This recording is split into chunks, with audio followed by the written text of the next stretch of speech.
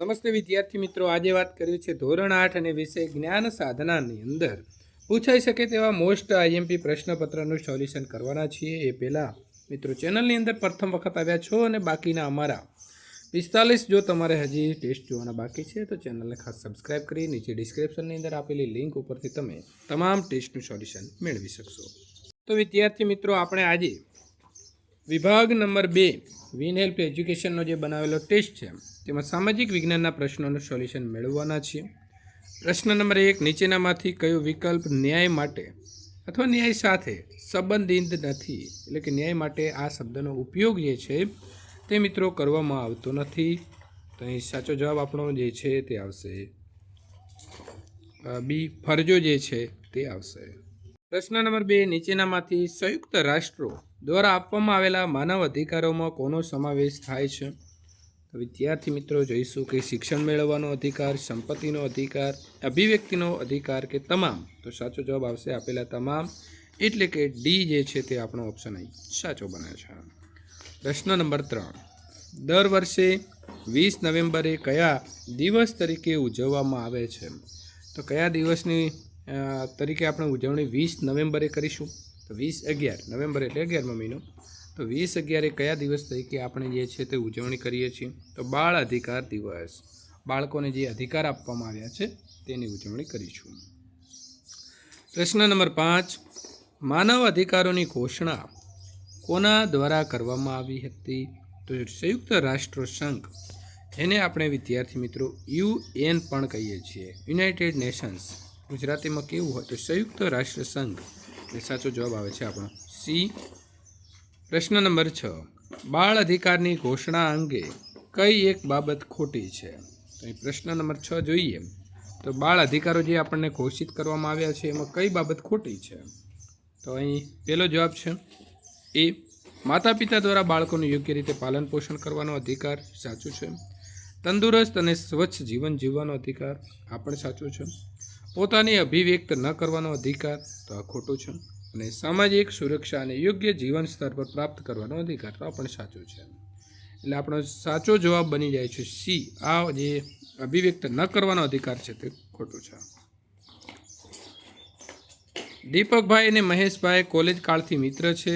દીપકભાઈ એક ઉદ્યોગપતિ છે અને મહેશભાઈ એક ખાનગી કંપનીમાં સામાન્ય વેતનથી નોકરી કરે છે।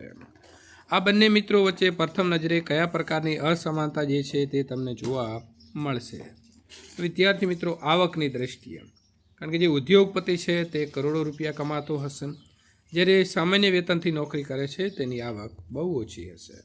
પ્રશ્ન નંબર 8, વિશ્વ સમૃદ્ધિ દિવસની ઉજવણીની શરૂઆત ખાલી જગ્યા વર્ષની અંદર બ્રિટિશ રોડ ક્રેશ પીડિત ચેરિટી રોડ પીસ દ્વારા કરવામાં આવી હતી।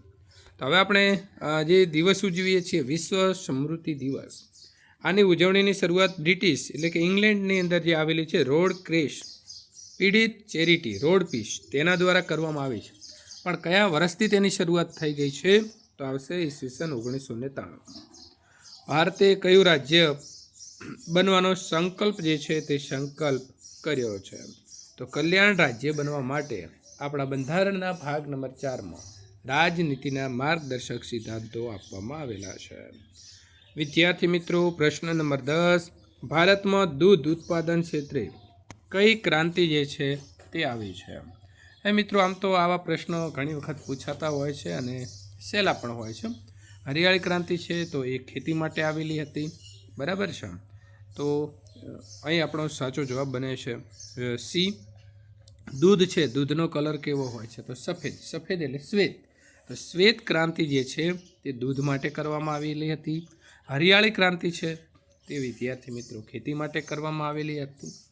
પીળી અને લીલી ક્રાંતિનો જો તમને જવાબ આવડે છે તો નીચે કોમેન્ટ બોક્સમાં તમારે જવાબ લખવાનો છે કે આનો સાચો જવાબ શું આવે છે। હું તમને આવતીકાલે કોમેન્ટ પિન કરીને જવાબ આપી દેવાનો છું, પણ જોઈએ છીએ કે કેટલા વિદ્યાર્થી મિત્રો સાચો જવાબ આપી શકે છે। દર વર્ષે નવેમ્બરના 3જા રવિવારે કયો દિવસ ઉજવાય છે? તો દર વર્ષે નવેમ્બર છે, નવેમ્બરનો 3જો મિત્રો રવિવાર જે પણ તારીખે આવતો હોય તેને આપણે વિશ્વ સમૃદ્ધિ દિવસ તરીકે ઉજવીએ છીએ। પ્રશ્ન નંબર 12, રસ્તા ઉપર વાહન ચાલકે ઝીબ્રા ક્રોસ કરતા પહેલાં કોને પ્રથમ પસાર થવા દેવા જોઈએ? ઝીબ્રા ક્રોસિંગ તો તમે રોડ ઉપર જોયા હશે કે જ્યાંથી રાહગીરી જે છે એટલે કે રસ્તો કાપનારા વ્યક્તિઓ છે એમને ચાલવા માટે સરકારે એક વ્યવસ્થા કરેલી છે, બરાબર, કે રોડ ઉપર ઝીબ્રા ક્રોસિંગ દોરવા અને ત્યાંથી આપણે પહેલાં કોને પસાર થવા દેવા પડે, તો પહેલાં રાહદારીઓ જે છે એમને આપણે પસાર થવા દેવા પડે અને પછી જ આપણે આગળ વધી શકીએ. પ્રશ્ન નંબર 13, મોટાભાગના જીવલેણ અકસ્માતો કયા કારણે થાય છે? મોટાભાગના તમે ભાઈ આવા અકસ્માતો રોડ ઉપર એક્સિડન્ટ જોયા હશે, તો આમાં મોટાભાગના જે છે કારણ જે છે એ કારણ શું છે? તો વધુ ઝડપના કારણે. તો આપણે વાહન જ્યારે પણ મોટા થઈને ચલાવીએ ત્યારે ગતિ મર્યાદામાં જ વાહન ચલાવવું જોઈએ. પ્રશ્ન નંબર 14, આઝાદી બાદ દરેક ગામમાં કયું સ્વપ્ન મહદ અંશે આજે સિદ્ધ થયું છે? તો આપણે આઝાદ ક્યારે થયા? તો 15 ઓગસ્ટ 1947. આપણું બંધારણ આપણને પ્રજાસત્તાક જે છે તે ક્યારે બનાવ્યા? તો 26 જાન્યુઆરી 1950. તો આઝાદી મળી એના પછી દરેક ગામની અંદર કયું સપનું આજે મિત્રો સિદ્ધ જે છે તે થઈ ગયું છે? તો આજે દરેક ગામની અંદર શાળા બનાવવાનું જે કાર્ય છે એ સિદ્ધ થઈ ગયું છે. સામાન્ય રીતે દર વર્ષે કયા મહિનાના દરમિયાન માર્ગ સલામતી સપ્તાહ અથવા તો માર્ગ સલામતી માસનું આયોજન કરવામાં આવે છે? તો વિદ્યાર્થી મિત્રો, જાન્યુઆરી માસ હમણાં ગયો, આપણે તેની અંદર માર્ગ સલામતી સપ્તાહની ઉજવણી પણ કરી હતી, તમને યાદ જ હશે, તો ખાસ યાદ રાખવાનું છે જાન્યુઆરી. વિદ્યાર્થી મિત્રો, આ પ્રકારે તમારા જ્ઞાન સાધના એટલે કે GSSEના તમામ ટેસ્ટ મેળવવા માટે અહીં આપેલી એન્ડ સ્ક્રીન ઉપર ક્લિક કરી શકો છો.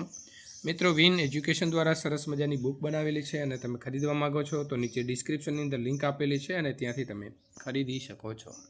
તો મિત્રો, આ પ્રકારના વિડીયો મેળવવા માટે ચેનલને ખાસ સબસ્ક્રાઈબ કરવા નમ્ર વિનંતી છે.